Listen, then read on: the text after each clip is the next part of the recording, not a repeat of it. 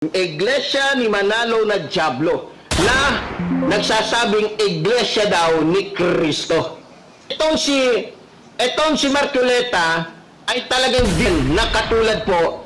At pati po ako pinagmumuran niya, tinawag po niya akong demonyo, lahat.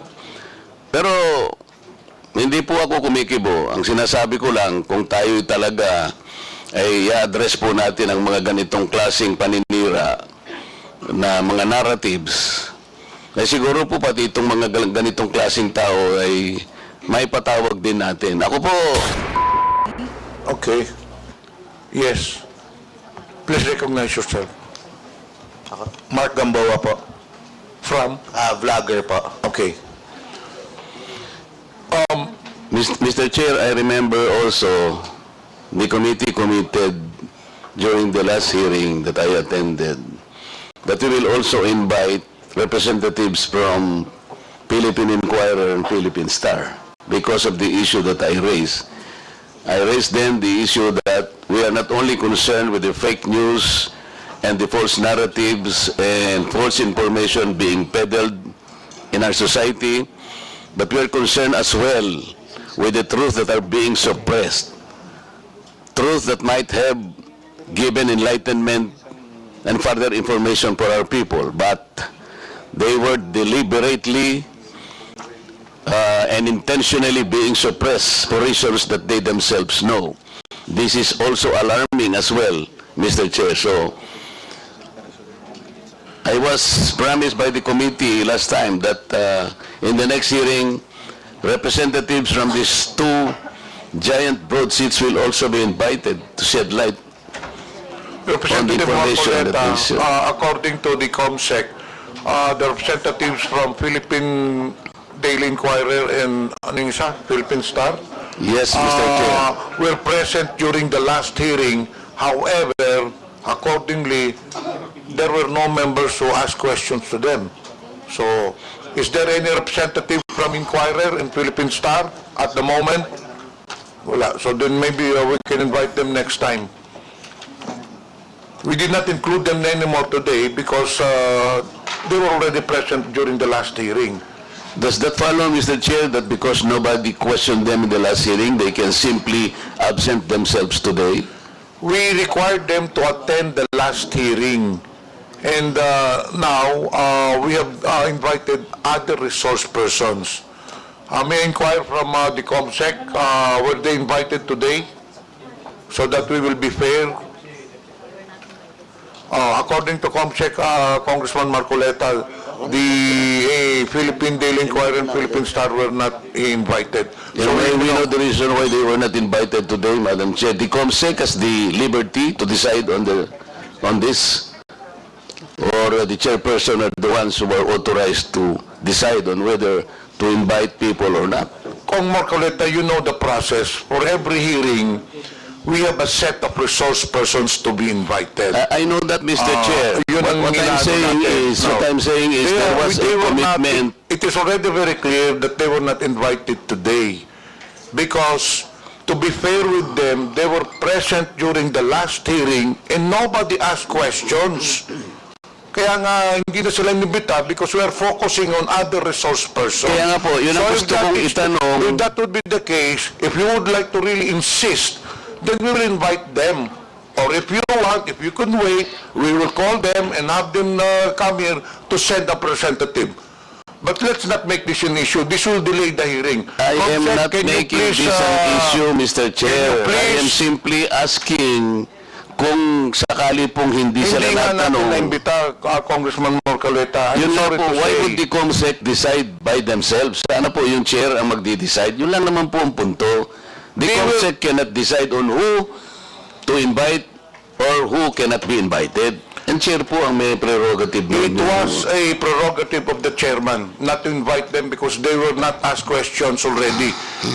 In fairness to them, they were diligent in attending the previous hearing, but unfortunately, nobody asked them a question. So it would be redundant to ask them to be present here again.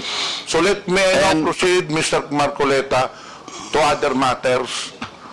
May I ask that the short video, Mr. Chair, be vision because that will provide context Okay. already. In that case, Comsec, please.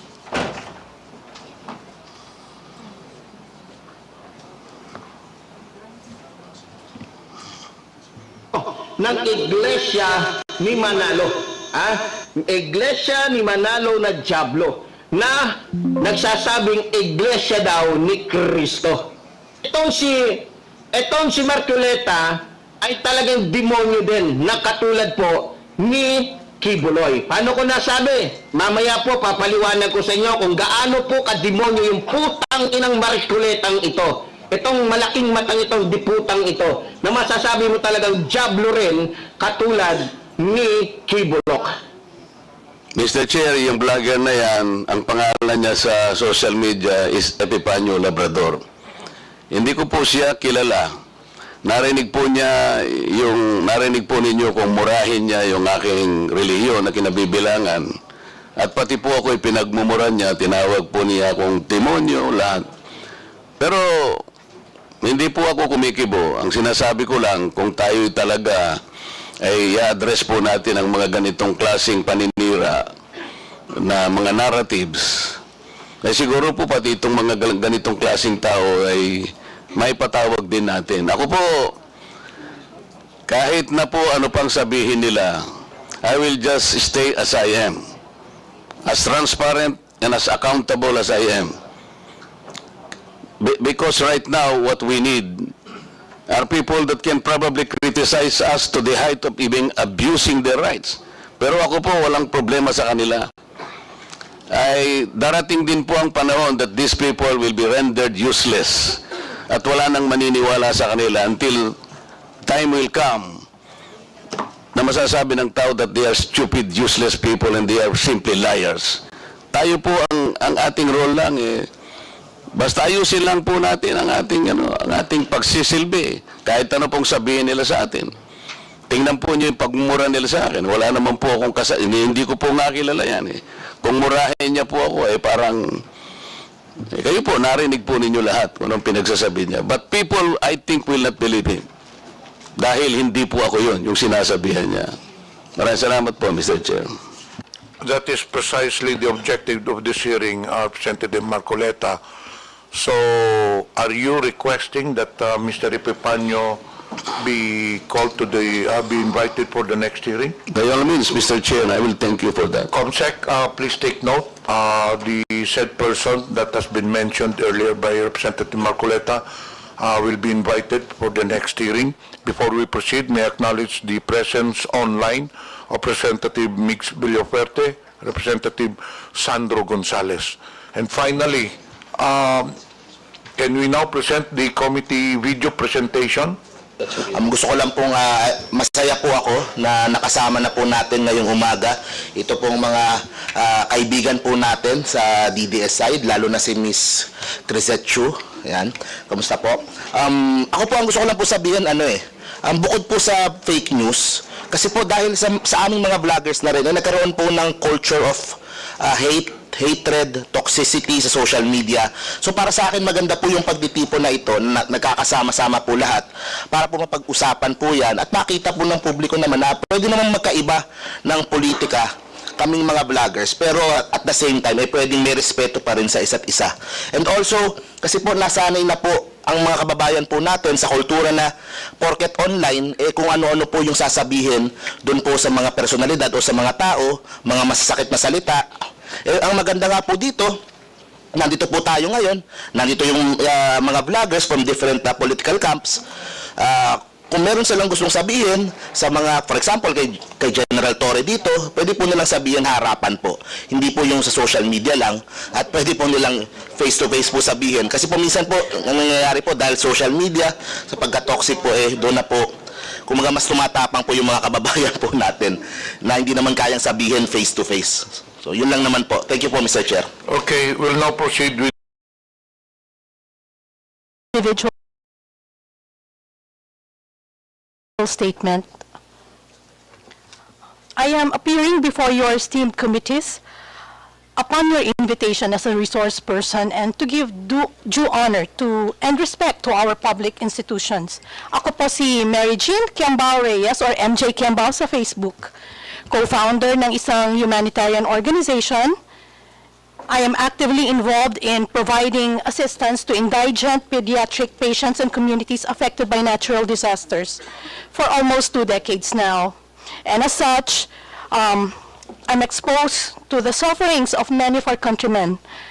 Dahilan kung bakit ho masidhi ang aking layunin na labanan ang korupsyon na siyang nagdudulot ng masidhing paghihirap. Nauunawaan ko na ako po ay ipinatawag sa hearing na ito bilang isang resource person ukol sa usaping fake news.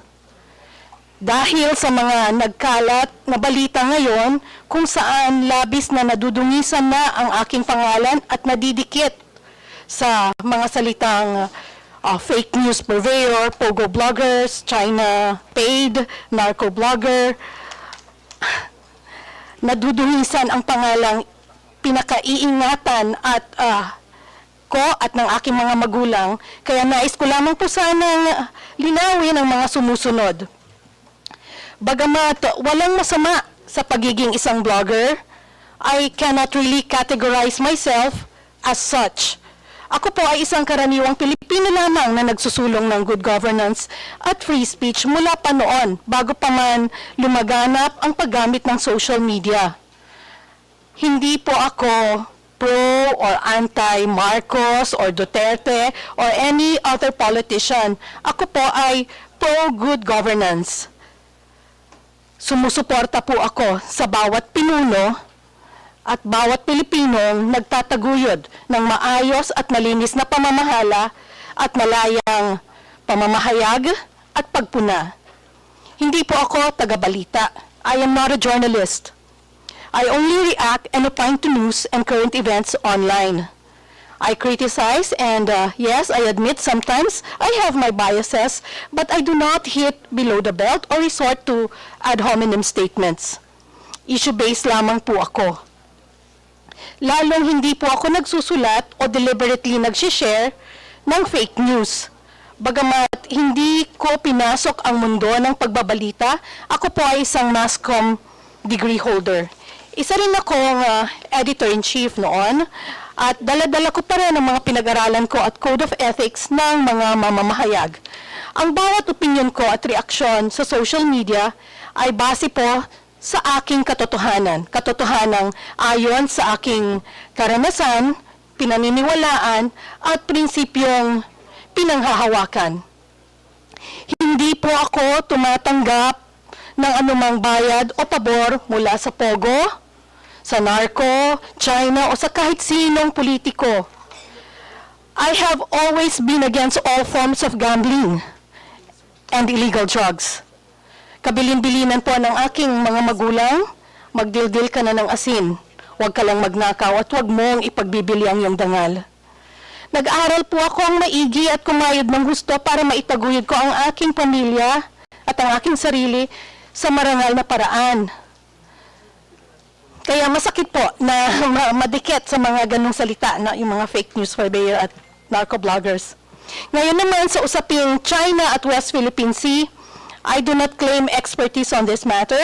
Ang sa akin lamang bilang isang Pilipino, marapat lang na protektahan natin ang bawat isla ng ating bansa sa legal at mapayapang pamamaraan.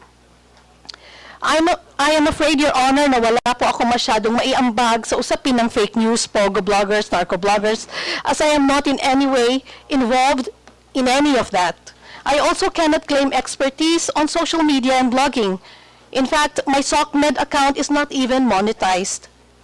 Now, given my limited knowledge on the topics of this legislative hearing, ang maimumungkahi ko lamang sa ngayon ay dalawang bagay lamang. Una, labanan po natin ng fake news sa pamamagitan ng paglalabas ng mas maraming reliable information mula sa iba't ibang ahensya. Pangalawa, and more importantly, paigtingin po natin ang edukasyon ng bansa. Gawin nating mas matatalino ang mga Pilipino. so they themselves can more easily decipher what is true from what is false. And I think everyone here sa mga kasama ko sa social media, support the efforts of the TRICOM. We agree that free speech and freedom of expression must be protected and that fake news, disinformation must be eradicated. These are our common grounds that unite us. We wish TRICOM every success. Yun lamang po sa ngayon ang aking maimumungkahi. Sakaling may mga issue sa mga susunod na pagkakataon ukol sa free speech, anti-corruption at disaster relief operations kung saan mas doon po ako linya, at doon yung mas marami kong maiaambag, ay handa po akong makipagtulungan. Muli, maraming salamat at magandang umaga po sa lahat. Maraming salamat po, Mr. Chair. What I would like to say is not an interpellation. Maybe I will just make a very general manifestation, Mr. Chair, because up to now, I am not yet sure how how can we address this looming problem that the country faces in relation to fake news and deep fakes, false narratives and false information, in the face of certain gold standard set by our Supreme Court. This gold standard, Mr. Chair, came in the form of decisions. May I just cite at least 4 of them, Mr. Chair, for our sake. This concerns the conduct of public men, people in government, and how criticisms can be hurled against them and how should they respond to these criticisms. I think these are very important standards, Mr. Chair, in the wake of our desire to probably make laws in relation to free speech. The first one, Mr. Chair, is the case of Yabut versus Office of the Ombudsman, 303 Philippines 319. And I quote this: a public official, more especially an elected one, should not be onion-skinned. Strict personal discipline is expected of an occupant of a public office because a public official is a property of the public.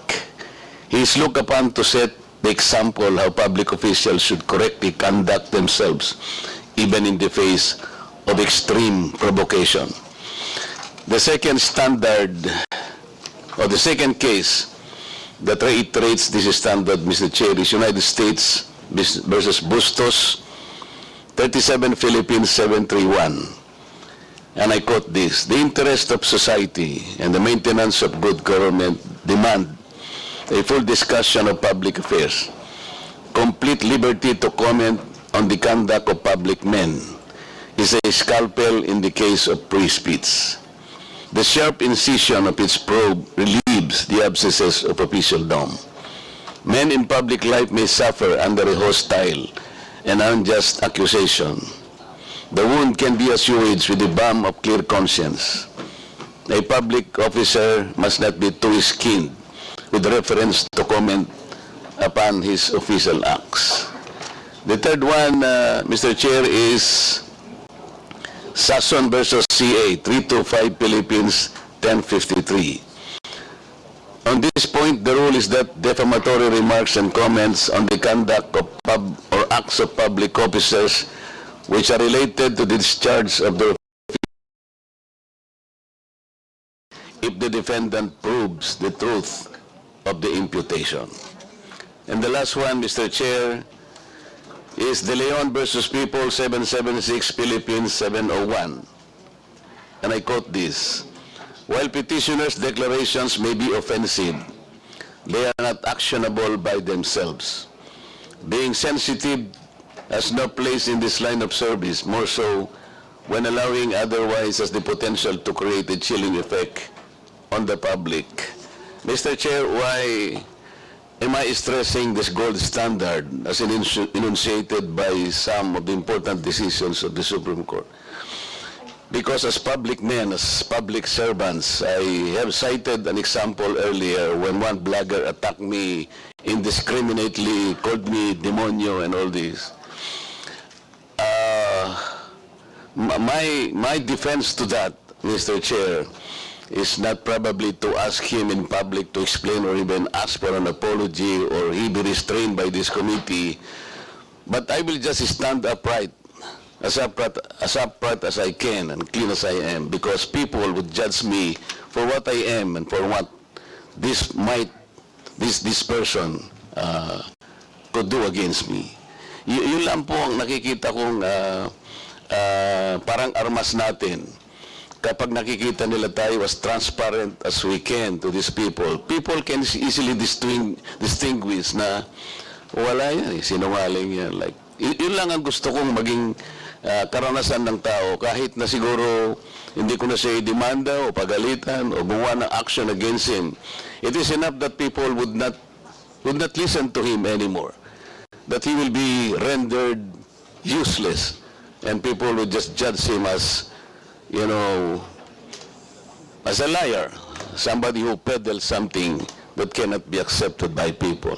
To me, that is already a consolation, Mr. Chair. So kung ating pong mga vloggers ay maaring napapasobra po yung kanilang pagkikriticize sa atin, talaga kung minsan po ay ganon. We have to strike a balance between the public affairs, between the public issues that must be deliberated completely and in the light of an extensive discussion of public affairs of government. You have to strike a balance between the importance of these issues discussed in public and the hostile accusation that might arise from this. Yun po yung gusto ko po. May mga batas naman po tayo, once they attack us on a private side, ang sinasabi po ito very, very easily.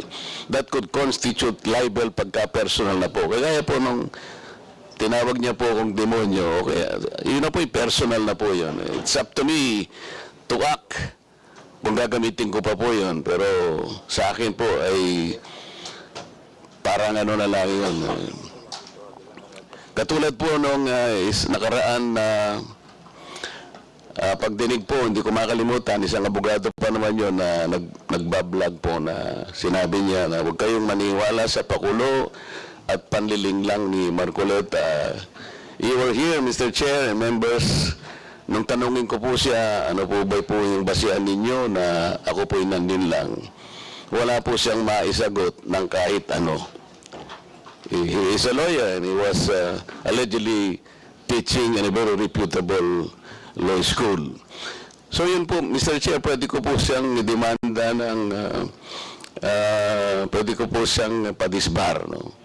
Iniisip ko lang po na pwede kong gawin yun because as a lawyer, maling-mali po yung ginawa niya because we have our own code na talaga pong pinagsisikapan naming itaguyod sa mga members po ng Philippine Bar. So, meron po tayong mga batas na umiiral, Mr. Chair. May libel, ando na po yung maring madisbar po yung mga kamukha namin na members ng Philippine Bar, na nasosobrahan na po yung sinasabi nila. Pero sa mga vloggers po na maaaring kinikriticize tayo because our conduct is public. Yung pagsisilbi natin is public. They need some kind of a medium. Nakikita po nila tayo that we should be as transparent and accountable as we can be. Sa akin po ay binibigay ko na lang pong isang karapatan para sa kanila. Wag lang po sana yung sumobra po na maging personal na po ang mga pangyayari. Maraming salamat po, Mr. Chair. Paalala lang po sa lahat, pakilapit po yung mikropono dahil may problema tayo sa audio. Medyo mahina po. The next to interpolate, Representative Rods Gutierrez. You have the floor. Thank you, Mr. Chair. Mr. Chair, I understand we have quite a lot of topics to discuss today. And first of all, I'd like to express my gratitude to our resource persons for attending after this whole time that they have not, no? Although we have to recall that twofold po yung privileged speech ni Congressman Barbers. On one hand, we have the proliferation of fake news of the vloggers na binabanggit, and I'm sure we'll be getting to that at a later time. But one thing that we'd like to discuss discuss is also that might have been forgotten is the other privileged speech of the Honorable Barbers regarding fake news in China. So this is something that we wanted to highlight in the previous hearings. However, wala po yung the social media platform most involved. Luckily today, we'd like to thank them for their appearance. Nandito po yung ByteDance, owners of TikTok. So we could now discuss this issue thoroughly. To begin po, I'd like to direct my questions to the good spokesperson to Coast Guard, Commodore Tariela. Commodore Tariela, magandang umaga po sa inyo. Good afternoon na pala po. Good noon. Sir, meron po kasi earlier this month to the Honorable Chairman, kumakalat na post sa Chinese social media platforms. And instead of just limiting yung discussions sa West Philippine Sea, parang expanded na po yung kanilang claim. Lately, their claim now is that nagsasabi na ang China ay nagmamay-ari at namamahala sa Palawan for a period of 1,000 years sa Zhenghe Island. Ito rin daw yung basis for the island to return to China. Are you aware po, sir, of this post in relation to yung West Philippine Sea issue natin? Mr. Chair? Yes, you can proceed. Yes, sir. The Philippine Coast Guard is aware of the social media post that is circulating in the different social media platforms. Mr. Chair, I think the committee secretary, just for the information of the body, is the committee secretary prepared to flash this figure 1 po? Para lang makita natin. Let's not give it dignity. We will not play the video. But just to have, para may idea lang po ang ating mga mamamayan kung ano po yung itsura nitong post. Ito po yon. Is this the same post that you're referring to, Commodore Tariela? Yes, sir. Okay. So, Mr. Chair, with your permission, I wish to bring attention to this honorable committee these screenshots showing an individual defending China's false claims over Palawan online. These comments were captured by the Facebook page Palawan Daily as part of efforts to debunk these false claims. This is a disturbing example of blatantly fake claims which are now spreading across the internet. While these claims are clearly ludicrous, there is no telling how many people may believe it or what kind of effect such belief could have. What is clear, however, is that there are individuals or entities who consciously created this content, clearly aiming to undermine our national sovereignty. So as you can see po, aside po sa post na, yung sa right side po, yung lumalabas actually, parang video po siya, but then even in the comments, there are people defending this. And I think it would be hard for us to determine the authenticity of these persons, Chinese nga po yung characters. That is, an issue po ng fake news in relation to the West Philippine Sea is that some of the actors are beyond our territory po, no? So that's another aspect that would add complexity to the regulation of these things. But we'll go into that po siguro with TikTok later on. So, Commodore Tariela, sa buong panahon mo po sa PCG,